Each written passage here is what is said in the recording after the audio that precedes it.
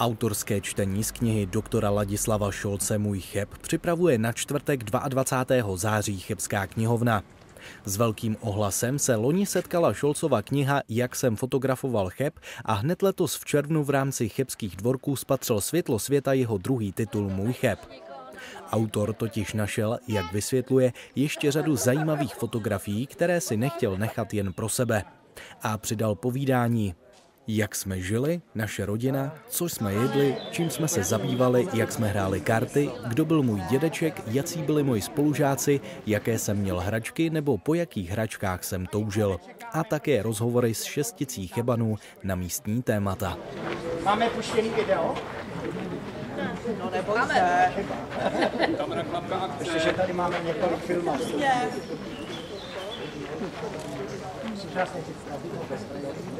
Já vás tady všechny vítám. Vážení a milí přátelé,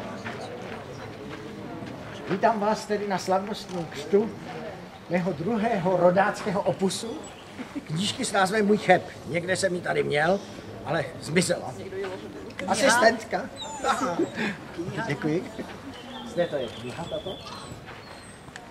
Trošku jsem to přibarvil tentokrát, zde máme ještě nádhernou červenou košili a červený nápis. Asi se těžko zpamatováváte, podobně jako já, z toho, že do roka a do dne jsem vydal další knihu o Chebu. To svědčí buď o mé mimořádné potenci, anebo o mém nezměrném šílenství. Ne, to první. Děkuji. No, ovšem, to jako já se tady můžu naparovat, ale ta knížka by nevznikla, kdyby nebylo mých laskavých sponzorů. Žádného z nich zde nevidím, ale to je proto, že mám brejle, čili já vidím jenom sled. Je to firma Carter. Jsou to České dráhy, národní doprava. Je to společnost De Wolf Group, Dosta, Reimann Logistik, Rema Media, Terea Cheb, Trak Union a výtahy Pivoňka Cheb. Díky jejich vstřícné pomoci byl porod díla fyziologicky a bez komplikací. Knížka Můj Cheb tedy navazuje na ten můj loňský titul, který asi znáte, Jak jsem fotografoval Cheb. Trošku se liší, protože vedle těch fotografií chebských jsem tam hodně popisoval takové příběhy a všechno jsem to propojil s těmi fotografiemi do takového jednoho celku. No a když pak jsem se na to díval, tak jsem si říkal, že to jako přeháním pořád jako já, tak jsem chtěl tam ještě taky jinou osobu, že já, ty, on, ona, oni, nebo jak to je. Tak jsem požádal několik laskavých Chebanů, například tady paní Lůžku, pana Karla Paštáře a pana Cubáka nevidím, ale určitě nevidíte taky. Havlíček tady někde chodí. Pana Havlíčka, který taky se někde schovával. Skromně ho vidím tamhle, jak se... Požádal jsem železničáře chebské a ty se omluvili, to je pan Novák a pan Proft. A ti mě pomohli tu knížku udělat, jak se teď říká, plnohodnotnou, protože mě poskytli rozhovory na moje oblíbená chebská témata. No, já nebudu dlouho mluvit, když mám spoustu papíru, protože ptáci krásně zpívají a je to lepší poslouchat ptáky, než poslouchat prostě Boříška z Chebu a Nových Butovic, za kterého se považuju. Ale přesto, než jako zašumí ten vodopád chřtících bublinek, tak bych vzpomněl dvou významných výročí. Letos je to 45 let a malej chloupek, pár týdnů, kdy jsem začal vážně fotografovat pod vedením, když se budete podívat na mou výstavu, už jste ji asi většinou viděli, ale kdybyste ještě chtěli jako jednou nebo dvakrát nebo třikrát si ještě projít, tak je tam s takovou krásnou nabíračkou můj pan učitel na český jazyk a třídní František Švehla, který prostě, když viděl, že umím česky, tak říkal, no to je zbytečný, abys tady seděl jako v lavici a dělal tady bordel, tak budeš chodit do fotokomory a budeš tam dělat ty fotky, jako co bych normálně dělal já, tak jsem chodil do fotokomory dělat fotografie a za 2 roky jsem se to jakž tak naučil, čehož výsledek jsou ty fotografie, které tam visí na té krásné červené šňůře. No, ovšem guru není nikdy dost. To jako einmal ist keinmal, tímto vítám i hosty z Německa, kteří přijeli, aby viděli, jak to tady my děláme. A tedy osudovým setkáním bylo pro mě seznámení se s Pavlem Štichou, podívejte se, nenápadný, ale v havajské košili, jako vždycky, kterého zde zvláště srdečně vítám, protože přijel až z dalekého Berlína. To já nevím asi ani kde to je, vy to asi znáte tady v Chebu, ale už to putoucích. Takže on taky jako já jsem z Chebu a z Nových Butovic, tak Pavel Šticha je z Poděbrad a z Berlína. Ne, Poděbradské rodiny. Bez něhož bych na ty šňůry si leda tak mohl pověsit ty červený trenýrky, když jsem v 65. cvičil na Spartakiádě se žlutýma míčema, ještě mám někde schovaný, ale ty fotky by tam bez jako Pavlova přičinění a zejména tahle knížka by tam jako, to by nebylo. No, možná bylo, ale ne, spíš nebylo. No ale pochopitelně ženy šeršela. Dášenko, kde jsi? Dášenko. Tam se schovává. Dášenka se schovává. Dášenka v růžích tady. A nebyly to lehké chvíle. Dášenka a Brčko ve žlutým klobouku. Ty mají trojitou až 7násobnou svatozář kolem hlavy, protože už druhý rok jsou u toho, když já teda rodím tady tu knihu. Takže to jako je zvláštní extra poděkování. A aby toho nebylo dost, tak potom ještě tady v tom bílém sáčku, ale to je libuška, to vy dobře znáte, protože tam v několika podobách visí, jako jak vypadala před 44 lety, jak vypadala před 4 měsícema. Tak to je libuška Trefilová, která se jmenuje taky Hudecová. A bez ní by to tady taky. No, ovšem, jako řečnit to umí každý. Ale největší umění je hudba a proto jsem si jako takovou vzpomínku na moje začátky na tomto chebském světě připravil pro vás. Věnoval jsem tomu tedy sice tedy ne mnoho, protože mě to vyčerpává, to už jen tak. Ale spíš jako takové hudebně klaunské číslo jsem si pro vás připravil Montyho Čardáš, který vám teď pokusím tady trošku zahrát. Jak jsem říkal, největší umění hudba. Všem vám moc děkuju, že jste přišli, ale ještě vydržte, protože máme za sebou první bod programu, teď přistoupíme k druhému. A kdo vydrží tu chvilku brzání, tak ještě se dočká takového určitého vyvrcholení.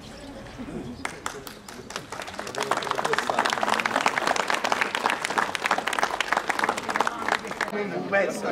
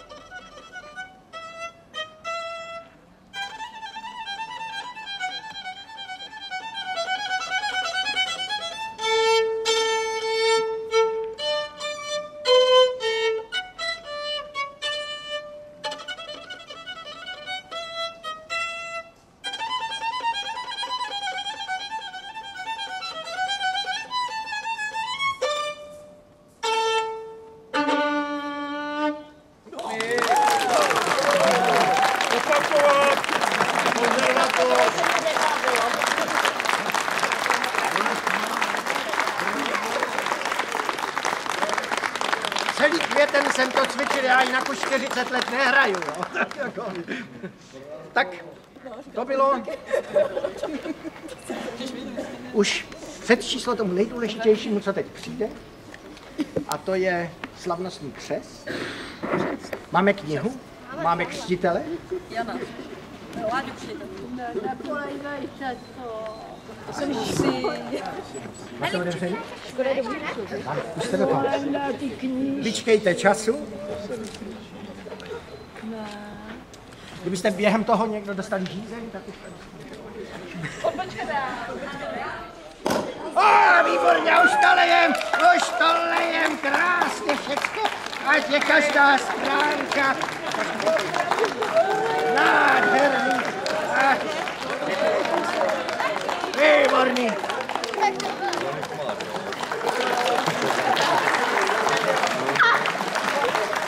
Tak děkuju a všem Chebanům přeju další krásné dny, léta, desetiletí a století.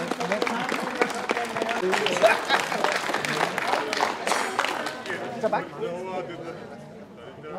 Já se neodával rozkoším, tak vůbec ne.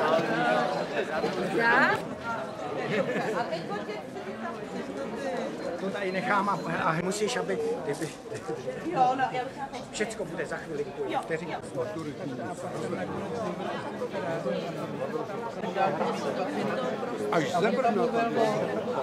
Tak je to dobrý a dneska jsme to vlastně udělali, protože tady ten křest a že se podíváme za vámi.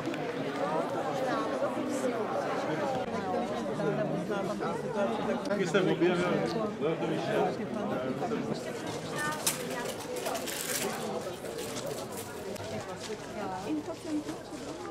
Nevím, ale muzeu... Knihovně to neměl funkčovat. Počká, on má na krku takový mělíček. Jo.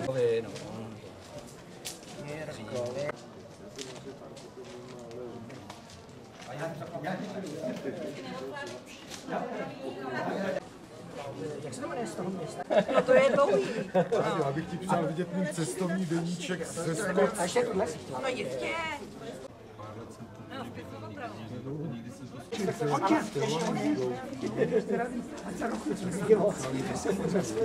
Do 60, tak se těšte, že dáme nějakou tašku. Známe se. Máte nějaký krásný jméno? Takže napíšeme 11.6.2016. Takhle, když jsme chodili do 6. ZDčku, tak to už jsme tam viděli. Jestli Brejnák a taky.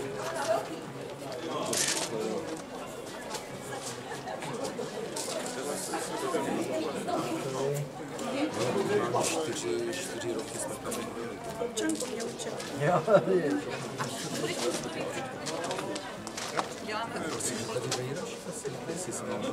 Přišel, jo? Tak to je krásný. No. Tak, prosím.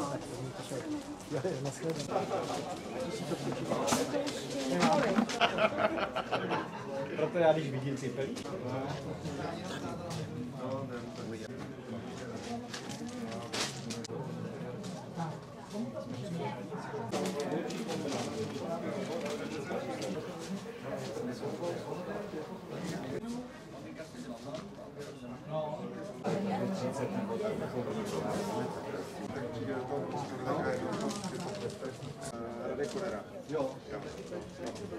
Takže ve finále by bylo dobrý, kdyby jsme neměli co sklízet, jenomže... kolem sebe.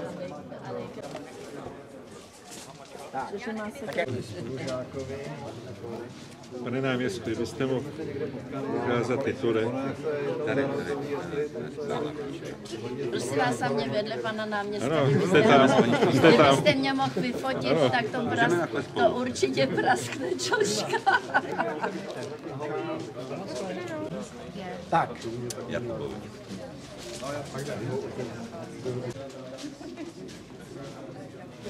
Já jsem shodou okolností vydal letos už druhou knížku o Chebu, která se jmenuje Můj Cheb a navazuje na knížku, kterou jsem vydal právě před rokem a ta se jmenuje Jak jsem fotografoval Cheb. Do té první knížky jsem dal hodně fotografií, protože jsem ji psal jako 57 letý a narodil jsem se v roce 1957, tak mi bylo 57 fotografií, tedy těch velkých fotografií, které jsem pořídil v první polovině 70. let, tak já říkám jako puberťák nebo teenager v Chebu, když jsem dokončoval základní 9letou školu a když jsem potom jezdil na víkendy do Chebu jako student plzeňského gymnázia. A v té knížce jsem také popsal takovou svoji krátkou story